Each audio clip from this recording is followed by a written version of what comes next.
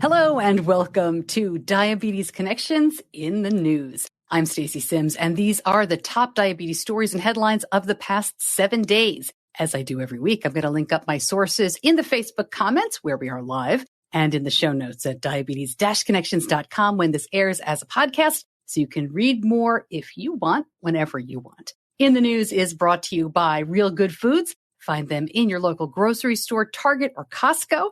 Real Foods, real food you feel good about eating. Our top story this week, a discrimination complaint against the Colorado High School Activities Association has been filed with the U.S. Department of Justice. At issue, a student was disqualified for wearing his continuous glucose monitor. Ethan Orr is a 16-year-old swimmer whose team qualified for the state championships. According to his attorney, Orr wore a blood glucose monitor taped to his arm during 7 prior matches, including the one in which his team qualified for the state champs, no issue. But at this meet, the ref said Orr would not be allowed to swim in his last race because of his glucose monitor and tape. They didn't have a sub, so the whole team was disqualified. The attorney says this is simply blatant discrimination against a kid with a disability, and it led to an unnecessary and unfair consequence to his team, himself, and the school. According to the lawsuit, Orr is protected under 2 federal laws, the Americans with Disabilities Act and Section 504 of the Rehabilitation Act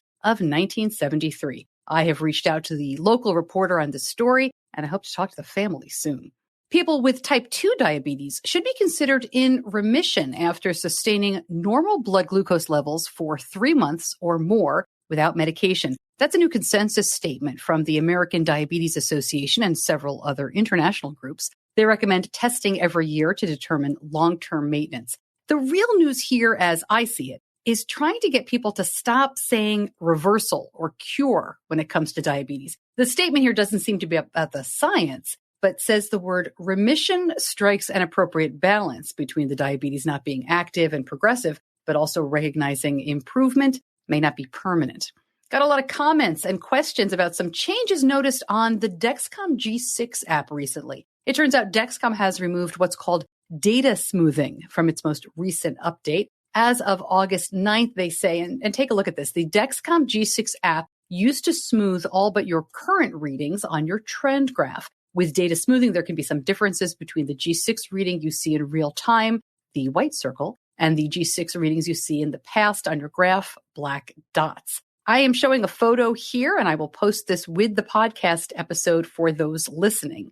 To avoid these differences, Dexcom says, we removed data smoothing from the Dexcom G6 app in the 1.9 release, but the Follow app and receiver continue to smooth past CGM data. We will remove smoothing in an upcoming Follow app release to match the G6 app, but we don't plan to remove data smoothing from the receiver. These differences don't affect the real-time glucose data alarm or alerts, and honestly, I am not sure why they're doing this or why they smoothed in the first place, but we will follow up and try to find out more.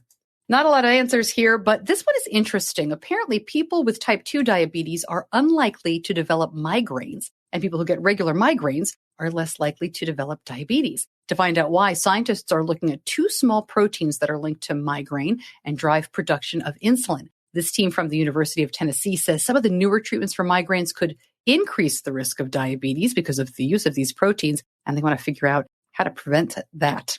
T1 International is out with the results of their 2020 Global Out-of-Pocket Cost Survey for people with type 1 diabetes. Worldwide, 1 out of every 4 respondents reported having underused their insulin at least once within the last year due to high cost. 63% of participants reported disruption of insulin supplies, and 25% reported an increase in insulin pricing related to the COVID-19 pandemic. They've conducted this survey every 2 years since 2016, adding additional questions each year. This time, the results were published as a research paper in the Journal of Diabetes Research and Clinical Practice, and that is linked in the show notes. More to come, including news about a rare form of diabetes. But first, I want to tell you more about one of our great sponsors who helps make Diabetes Connections possible, and that is Real Good Foods, where the mission is be real good. They make nutritious foods, grain-free, high in protein, never added sugar, and from real ingredients. I told you I was in Target last week. I saw their new entree bowls, and I tried the lemon chicken, which was great. I also bought the lasagna.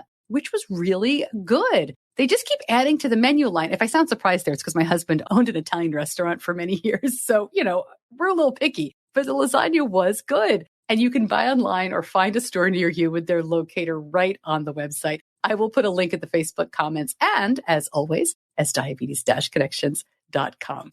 Back to the news right now. And this is from the UK, but I think it's an important reminder that there are more than 2 types of diabetes. It's a new plan to discover and treat monogenetic diabetes. That's caused by a single gene mutation, although the specific gene affected can differ. The condition occurs in 2 types, neonatal, which can occur within the first 6 months of life, and MODY, that develops later, often before the age of 25. Overall, about 2% of all diabetes cases are thought to be monogenetic. The National Health System in England is forming a new training and treatment program to make sure these patients receive the correct treatment sooner. And finally, thousands of people in the path of Hurricane Ida are still without power, possibly need help getting their medication. I want to make you aware of the Diabetes Disaster Response Coalition. This is a group of lots of diabetes groups put together. If you need immediate help or want to plan for an emergency, they have the resources. Physicians and healthcare providers can call 1-314-INSULIN to report these supply shortages and request support.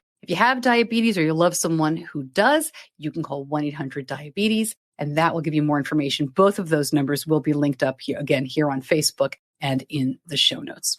And that is it. Please join me wherever you get your podcasts for our next episode. Tuesday, we're talking to the folks from Walmart about their deal with Novo to sell their own brand of Novolog insulin. And the episode out right now is with Mankind, makers of Afrezza inhalable insulin. Please join me again in just a couple of days. And if you like In the News, be sure to share it. Thank you so much. I'm Stacey Sims. I'll see you back here soon. Diabetes Connections is a production of Stacey Sims Media. All rights reserved, all wrongs avenged.